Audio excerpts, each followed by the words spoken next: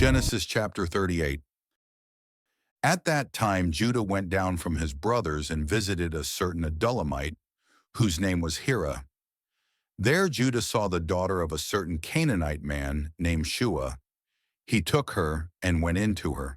She conceived and bore a son, and he named him She conceived again and bore a son, and she named him Onan. She yet again bore a son and named him Shelah. He was at Chazib when she bore him.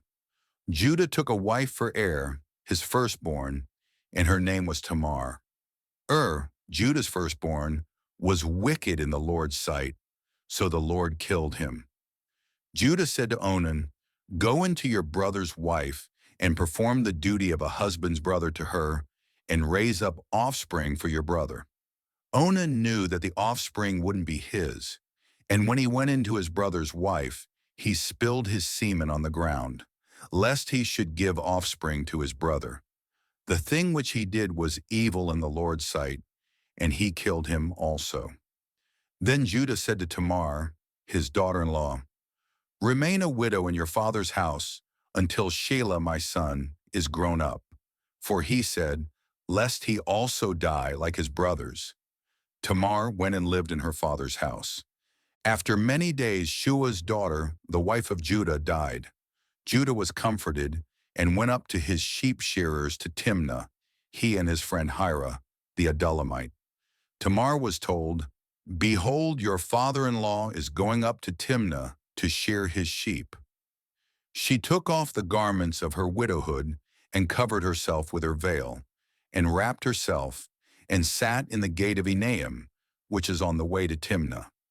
For she saw that Shelah was grown up, and she wasn't given to him as a wife.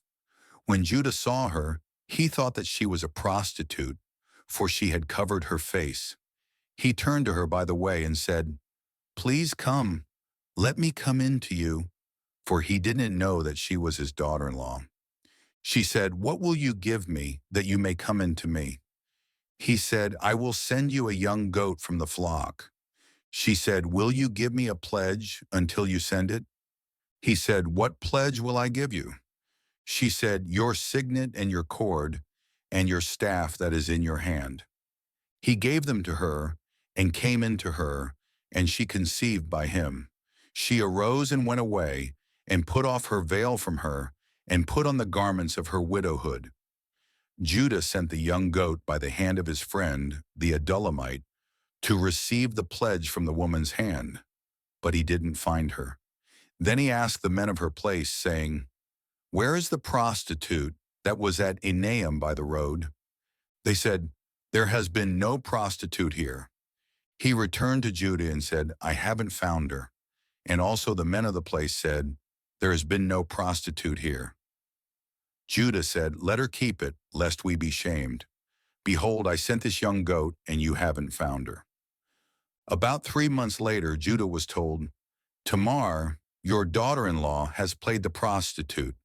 Moreover, behold, she is with child by prostitution." Judah said, "Bring her out and let her be burned."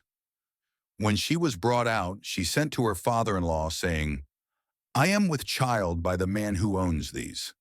She also said, "Please discern whose these are, the signet and the cords and the staff." Judah acknowledged them and said, "She is more righteous than I, because I didn't give her to Shelah my son." He knew her again no more. In the time of her travail, behold, twins were in her womb. When she travailed, one put out a hand, and the midwife took and tied a scarlet thread on his hand, saying, "This came out first." As he drew back his hand, behold, his brother came out, and she said, "Why have you made a breach for yourself?" Therefore his name was called Perez. Afterward his brother came out, who had the scarlet thread on his hand, and his name was called Zerah. Genesis chapter 39. Joseph was brought down to Egypt. Potiphar, an officer of Pharaoh's, the captain of the guard, an Egyptian, bought him from the hand of the Ishmaelites that had brought him down there. The Lord was with Joseph, and he was a prosperous man. He was in the house of his master the Egyptian. His master saw that the Lord was with him, and that the Lord made all that he did prosper in his hand. Joseph found favor in his sight. He ministered to him, and Potiphar made him overseer over his house, and all that he had he put into his hand. From the time that he made him overseer in his house, and over all that he had, the Lord blessed the Egyptian's house for Joseph's sake. The Lord's blessing was on all that he had, in the house and in the field. He left all that he had in Joseph's hand. He didn't concern himself with anything, except for the food which he ate. Joseph was well built and handsome. After these things his master's wife set her eyes on Joseph, and she said, "Lie with me." But he refused and said to his master's wife, "Behold, my master doesn't know what is with me in the house, and he has put all that he has into my hand. No one is greater in this house than I am, and he has not kept back anything from me but you, because you are his wife. How then can I do this great wickedness and sin against God?" As she spoke to Joseph day by day, he didn't listen to her, to lie by her, or to be with her. About this time, he went into the house to do his work, and there were none of the men of the house inside. She caught him by his garment, saying, "Lie with me." He left his garment in her hand and ran outside. When she saw that he had left his garment in her hand and had run outside, she called to the men of her house and spoke to them, saying, "Behold, he has brought a Hebrew into us to mock us. He came in to me to lie with me, and I cried with a loud voice. When he heard that I lifted up my voice and cried, he left his garment by me and ran outside." She laid up his garment by her until his master came home. She spoke to him according to these words, saying, "The Hebrew servant whom you have brought to us came in to me to mock me, and as I lifted up my voice and cried, he left his garment by me and ran outside." When his master heard the words of his wife, which she spoke to him, saying, "This is what your servant did to me," his wrath was kindled. Joseph's master took him and put him into the prison, the place where the king's prisoners were bound, and he was there in custody. But the Lord was with Joseph and showed kindness to him and gave him favor in the sight of the keeper of the prison. The keeper of the prison committed to Joseph's hand all the prisoners who were in the prison. Whatever they did there, he was responsible for it. The keeper of the prison didn't look after anything that was under his hand, because the Lord was with him, and that which he did, the Lord made it prosper. Genesis chapter 40. After these things, the butler of the king of Egypt and his baker offended their lord, the king of Egypt. Pharaoh was angry with his two officers, the chief cupbearer and the chief baker.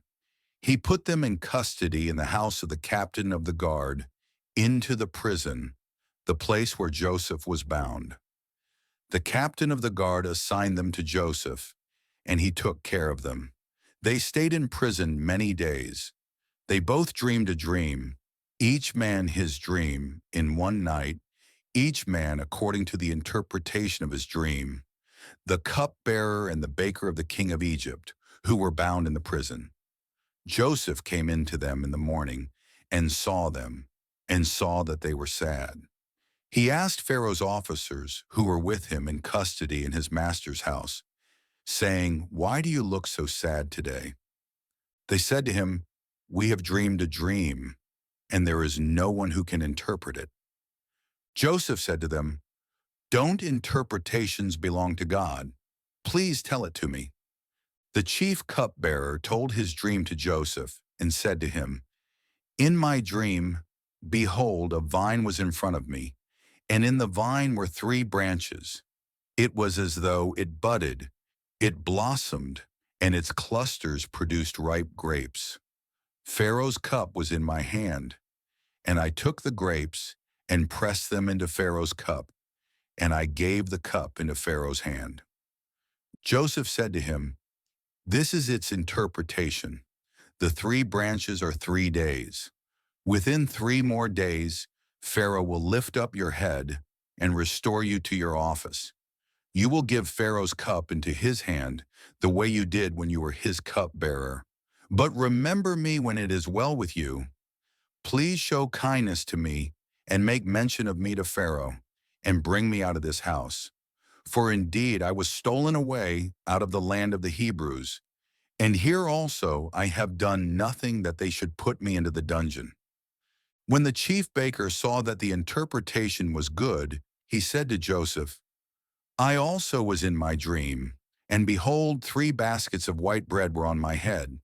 In the uppermost basket there were all kinds of baked food for Pharaoh, and the birds ate them out of the basket on my head. Joseph answered, This is its interpretation. The 3 baskets are 3 days. Within 3 more days, Pharaoh will lift up your head from off you, and will hang you on a tree, and the birds will eat your flesh from off you. On the 3rd day, which was Pharaoh's birthday, he made a feast for all his servants, and he lifted up the head of the chief cupbearer and the head of the chief baker among his servants. He restored the chief cupbearer to his position again, and he gave the cup into Pharaoh's hand. But he hanged the chief baker as Joseph had interpreted to them. Yet the chief cupbearer didn't remember Joseph, but forgot him. And that's day 25. Today reminds us that God doesn't disappear when the story gets messy. He works in silence, in process, and even in places no one wants to be. Tomorrow in Genesis 41 and 42, everything starts to shift. Pharaoh dreams, Joseph is remembered, and famine begins moving Joseph's brothers toward Egypt.